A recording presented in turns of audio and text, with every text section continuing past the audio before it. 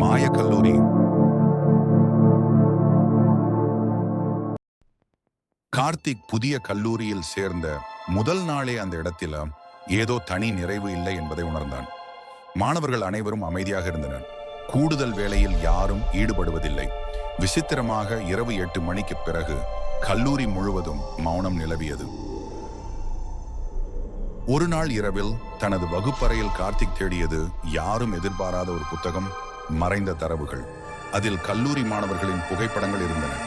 ஆனால் அந்த புகைப்படங்களில் சில மாணவர்கள் காணாமல் போனவர்கள் என்ற செய்தி கார்த்திக்கு தெரிந்தது. அவன் அடுத்த நாள் நண்பனான அரவிந்திடம் இந்த விஷயத்தை சொன்னான். இருவரும் சேர்ந்து இரவு மீண்டும் அதே வகுப்பறைக்கு சென்றனர். அப்பொழுது ஒரு பழைய முறுக்கலான கதவு திறந்தது.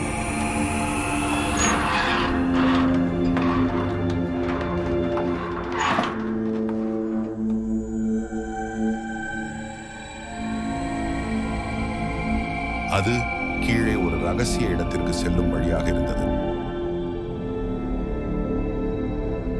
அவர்கள் அந்த பாதையில் சென்றபோது மண்வாசம் அதிகரிக்க சுவர்களில் இரத்த கரைகள் இருந்தன.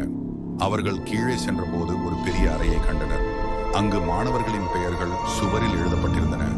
அத்துடன் எதிர்பாராத ரகசிய தகவல்களும் இருந்தன. திடீரென்று அறை முழுவதும் விளக்குகள் அணைந்தன.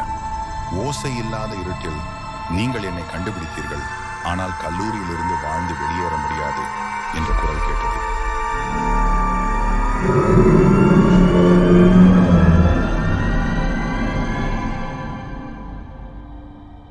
கார்த்திக்குக்கும் அரவிந்துக்கும் பின்னால் எதிர்பாரா உருவம் தோன்றியது.